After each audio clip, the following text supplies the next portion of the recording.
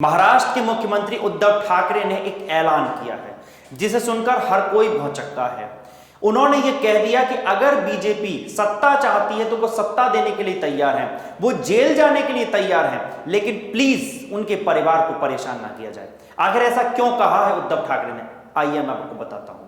महाराष्ट्र के मुख्यमंत्री उद्धव ठाकरे ने ईडी द्वारा उनके रिश्तेदारों पर की जा रही कार्रवाई को कल गलत ठहराया। उन्होंने शुक्रवार को राज्य विधानसभा में कहा कि अगर भारतीय जनता पार्टी सत्ता चाहती है तो वो जेल जाने को तैयार है, लेकिन प्लीज उनके परिवार के सदस्यों को प्रताड़ित नहीं किया जाना चाहिए। ठाकरे ने साथ ही बीएमसी में भ्रष्टाचार के आरोपों को खारिज कर दिया। विधानमंडल के बजट सत्र के अंतिम दिन ठाकरे ने कहा कि पूर्व पीएम इंदिरा गांधी के शासनकाल के दौरान आपातकाल की घोषणा हुई थी, लेकिन बीजेपी ने तो अघोषित आपातकाल लगा रखा है, जिससे पूरे देश भर में खराब माहौल बन चुका है। अपने वक्तव्य में भ्रष्टाचार के आरोपों पर उद्धव ने खंडन किया। उन्होंने कहा कि शहरी विकास मंत्री एकनाथ शिंदे से कि वे पूर्ववर्ती देवेंद्र फडणवीस सरकार के दौरान वृद्धि की जांच कराएं। उन्होंने शिवसेना नियंत्रित बृहन मुंबई नगरपालिका में भ्रष्टाचार के आरोपों का भी खंडन किया। ईडी ने इस सप्ताह धन शोधन के एक मामले में महाराष्ट्र के मुख्यमंत्री उद्धव ठाकरे के रिश्तेदार श्रीधर माधव पाटनकर की एक कंपनी में 6 करोड़ 45 लाख रुपए की संपत्तियां कुर्क की थी। पेन ड्राइव एकत्रित करने मत जाएं, इसकी बिक्री बढ़ जाती है।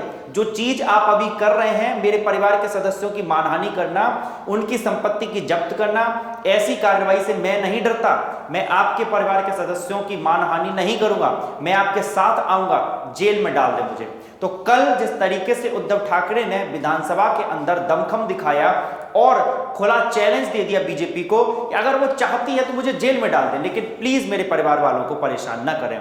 उद्धव सरकार और बीजेपी के बीच में लगातार तनातनी बढ़ी हुई है, क्योंकि चुनावों के बाद जब बीजेपी और शिवसेना के बीच में सरकार बनाने को लेकर फॉर्मूला सेट नहीं हो पा रहा था, वहीं शिवसेना यह कह रही थी कि मुख्यमंत्री उनका होगा, लेकिन बीजेपी ने साफ तौर पे इनकार कर दिया, जिसके बाद में शिवसेना ने एनसीपी और कांग्रेस के साथ सरकार बनाई और उद्धव ठाकरे ने मुख्यमंत्री पद की शपथ ली।